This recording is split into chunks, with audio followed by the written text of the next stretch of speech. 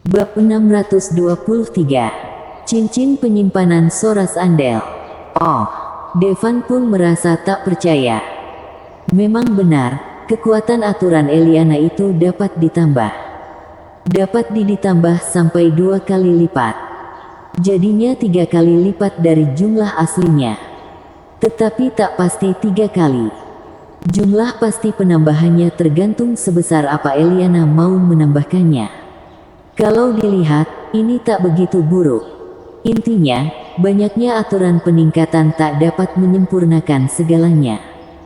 Biasanya, cuma dapat menambah kekuatan master kosmik sedikit yang tak begitu berbeda dari kekuatan aslinya. Tetapi kemampuan Eliana luar biasa dan bahkan dapat mengimbangi Devan. Devan tak tahu dia ada di tingkat kosmik mana. Terlebih, ini kali pertama dia memakai kekuatan penuhnya. Dia jelas bukan tingkat kosmik biasa. Dan peningkatan kemampuan Eliana dapat digunakan padanya. Ini cukup membuktikan sekuat apa kekuatan aturannya. Itu aturan yang diberikan Tuhan. Kalau itu aturan yang dia pahami sendiri, mungkin tak akan sekuat itu. Kak, kamu dapat meningkatkan berapa orang? Devan terus menanyainya, dia mau tahu betul kekuatan kakak seniornya itu.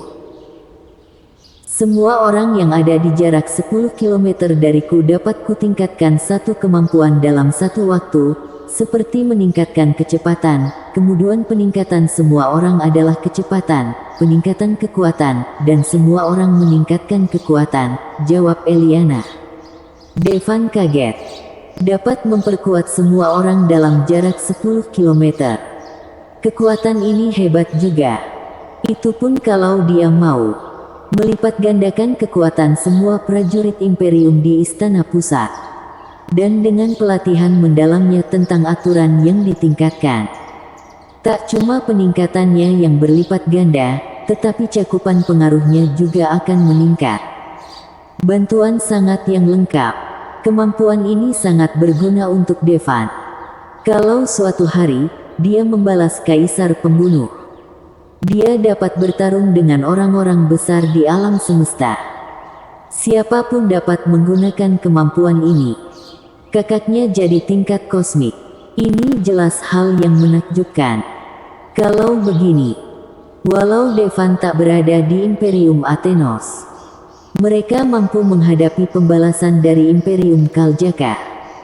Sekalipun di penjuru galaksi Bimasena, tak siapapun yang mau berurusan dengan Eliana. Tentu saja, Devan belum pergi dari Imperium Athenos. Dia juga harus mengumpulkan darah peninggalan orang tuanya. Imperium Andaras yang harus ditangani. Soras terbunuh, dan Imperium Andaras tentu tak akan tinggal diam. Ngomong-ngomong, Kak, ada banyak harta karun di cincin penyimpanan Soras. Aku akan memberikannya padamu. Untuk cincin penyimpanan Soras, biar aku simpan saja. Devan mengeluarkan cincin penyimpanan Soras. Eliana tahu kenapa Devan melakukan ini. Untuk melindunginya. Bagaimanapun, cincin penyimpanan Soras berisi batu hara yang dikumpulkan untuk Imperium Andaras. Itu punya Imperium Andaras. Kalau dia memilikinya dapat bahaya. Devan pun memberikan isinya. Dan dia menyimpan cincin penyimpanannya. Ini hal bagus untuknya. Yang tak bagus, Devan membawa semuanya sendirian. Junior, apa isinya? Eliana juga mau tahu apa yang ada di dalam cincin penyimpanan Master Kosmik. Coba kulihat. Devan menerapkan kekuatan mentalnya ke cincin penyimpanan Soras. Awalnya, dia tak dapat membukanya. Cincin penyimpanan Soras jelas cincin penyimpanan yang sangat canggih. Cincin itu ada kekuatan tingkat kosmiknya. Tak ada orang yang dapat membuka kecuali pemiliknya. Tetapi kekuatan Devan jelas lebih kuat dibanding Soras. Dan itu kekuatan aturan yang sangat kuat. Sebab itulah, mudah untuk menghilangkan aturan yang ada di cincin penyimpanan. Kalau aturan yang dia pegang bukan ramalan, Mungkin akan susah untuk menghilangkan kekuatan aturan pada cincin penyimpanan. Sehabis kekuatan aturan menghilang, Devan dengan mudah memasuki cincin penyimpanan Soras. Dia pun kaget. Apa ini cincin penyimpanan Master Kosmik? Bukankah ini terlalu berlebihan? Yang paling banyak itu batu hara. Terlebih, Soras itu utusan pengumpul upeti batu hara. Selain batu hara miliknya, masih ada batu hara yang didapat dari Imperium. Devan memeriksa dan menemukan ada lebih dari 10 triliun batu hara. Jumlah ini sangat hebat. Hampir sama dengan jumlah batu hara di seluruh galaksi Bimasena. Dengan 10 triliun batu hara ini, Imperium Athenos tak perlu lagi menambang batu hara. Mereka dapat beroperasi selama ratusan tahun. Selain batu hara, masih banyak lagi artefak tingkat tinggi. Terdapat pula beberapa artefak yang berharga, harta langka yang sangat melimpah dan juga beberapa manik-manik hitam.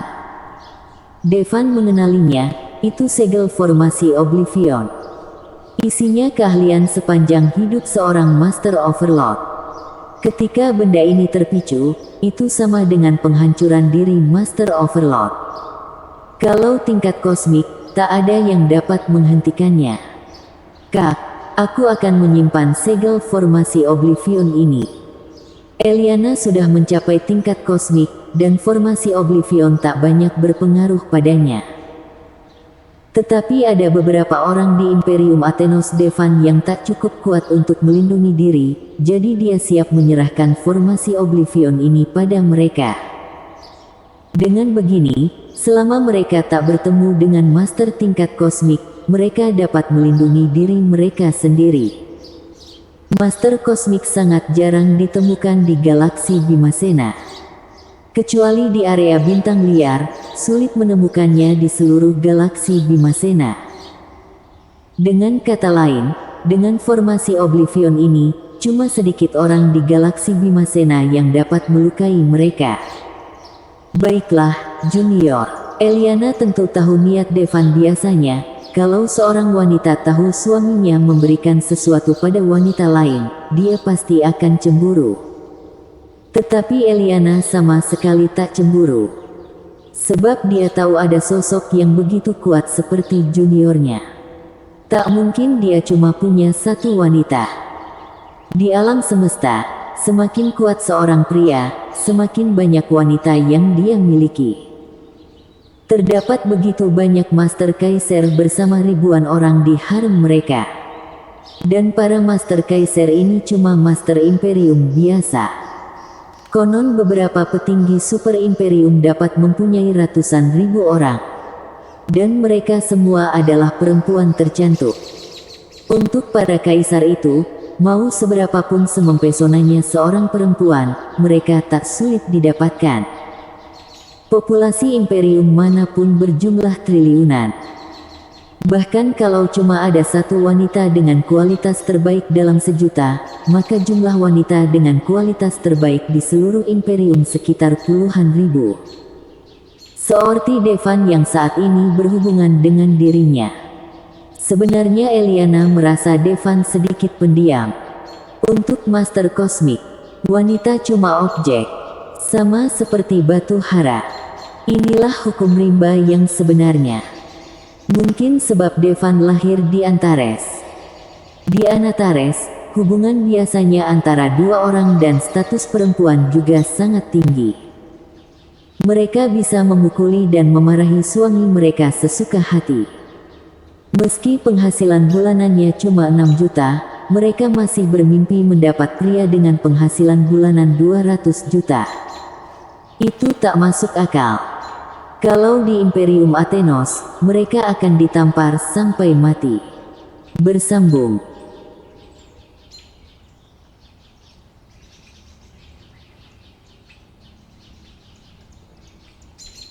Bab 624. Muerta minta bantuan. Kenyataannya memang begitu. Beberapa wanita memang lebih kuat dari yang lain. Tapi di alam semesta, wanita jauh lebih sedikit dari pria. Wanita memang lemah, dan itu kebenarannya untuk umat manusia. Terlebih, Sang Pencipta memberi tugas paling berat para wanita untuk berkembang biak dan membesarkan anak-anak. Pria, bertugas cari makanan dan bersaing memperebutkan wilayah. Karena itulah, pria butuh badan yang lebih kuat. Kaisar yang punya 100.000 selir itu bukan hal aneh. Yang berlebihan itu orang kuat yang menempati planet tak bertuan sendirian. Bagi Master Kosmik, seluruh planet itu rumah dan keluarganya. Mau wanita, anak-anak, bahkan semua orangnya itu keluarganya.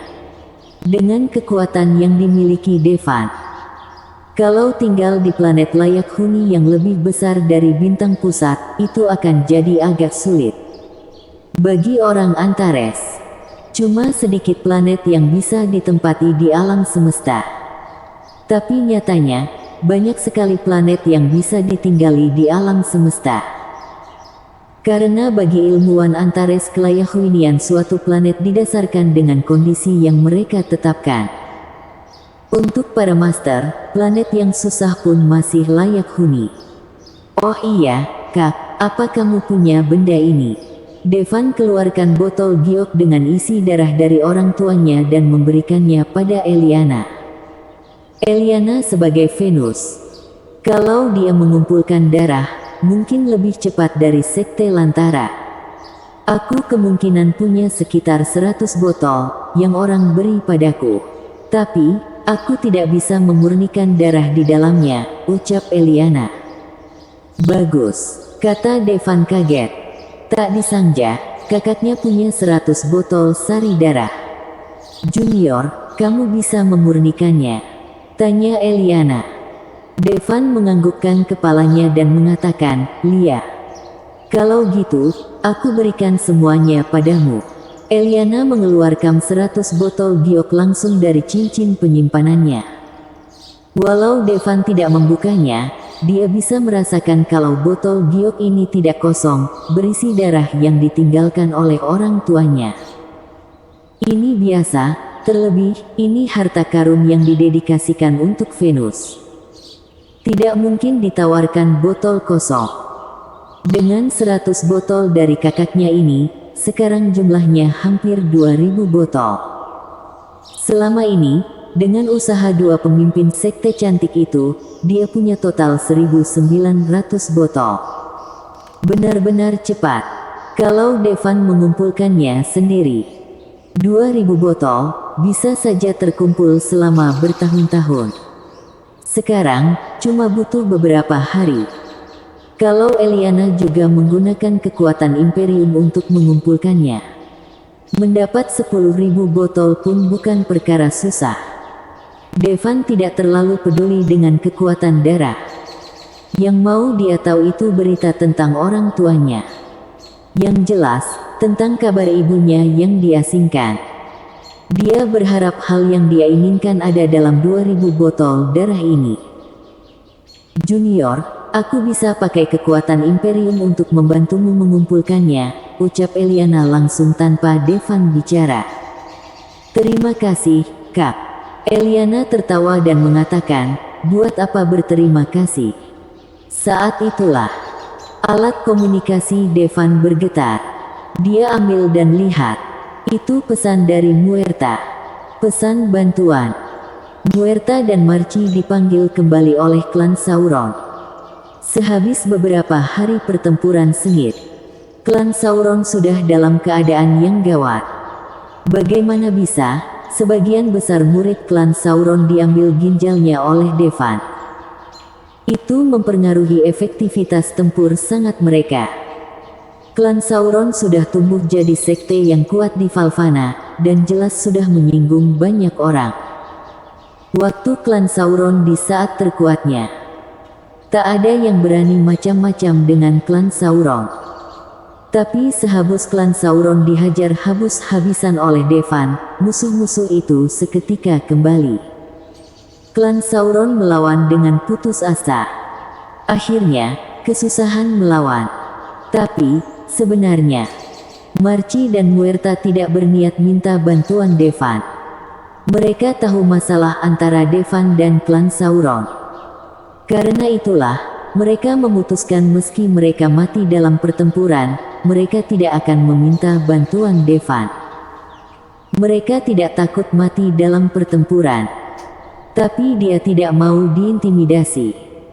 Sekarang, lebih dari separuh murid klan Sauron sudah mati atau terluka.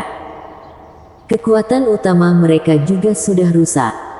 Musuh-musuh sudah siap untuk mengalahkan klan Sauron. Marci dan Muerta dikelilingi oleh sebuah kelompok. Kakek hitam yang paling kuat dari klan Sauron, dan Walden, ketua klan, juga dikepung. Kehancuran klan Sauron sudah hampir pasti. Aku tidak mengira kalau klan Sauron, yang sudah bertahan bertahun-tahun, akhirnya akan hancur di tanganku. Walden berlumuran darah, dengan tatapan sedih di matanya. Maaf, kakek, ini semua karena aku. Vivi merasa bersalah. Dia tahu kalau semuanya terjadi karena dia. Kalau dia tidak menghabiskan kekuatan kedua kakek itu sepanjang tahun, kedua kakek itu mungkin bisa menerobos ke tingkat selanjutnya. Karena kakek itu mulai memberinya kekuatan mereka. Tingkat pelatihan mereka tidak pernah meningkat. Kakek hitam, jaga Vivi. Walden bicara pada kakek hitam, lalu menghabisi musuhnya. Walau bertarung sendiri, lawannya tak bisa menandinginya. Tapi, lawannya terlalu banyak. Terlebih, waktu dia melawan Devan sebelumnya. Dia menyerang Devan dengan kekuatan jiwa. Tapi Devan tidak terluka dan jiwanya terluka. Sekarang, dia pada cuma bisa mencapai tingkat kekuatan tempur alam raga Trojan sempurna. Walden dihajar sampai muntah darah. Tapi dia tidak menyerah. Ketua klan, kakek hitam melihatnya dan mau maju membantu. Jaga Vivi, teriak Walden. Sialan, orang tua itu belum mati. Semuanya, terus serang, sebentar lagi dia akan mati. Puluhan master alam Trojan mengepung Walden. Dia menahan serangan hebat itu sendiri. Ada sekitar 10 orang di sekitar kakek hitam. Tapi dia mau melindungi Vivi, jadi dia tidak bisa membantu Walden. Walden masih sangat kuat. Walau terluka parah, dia tetap menghabisi beberapa lawannya. Tapi, dia hampir kehabisan tenaga. Bagaimanapun, pertempuran sudah berlangsung berhari-hari. Sebenarnya, kekuatannya sudah habis sejak lama. Tapi dia tetap bertekad. Keadaan kakek hitam lebih baik darinya. Namun tidak jauh lebih baik. Murid klan Sauron lain juga dikepung oleh musuh yang jumlahnya berkali lipat. Klan Sauron. Sekarang, Muerta dan Marci juga dikelilingi belasan master. Mereka berdua menghadapi belasan orang. Tubuh mereka sudah ungu banyak luka. Wajah cantik itu juga berlumuran darah. Walau mereka mengirim pesan bantuan pada Devan, mereka tidak yakin Devan akan datang membantu mereka.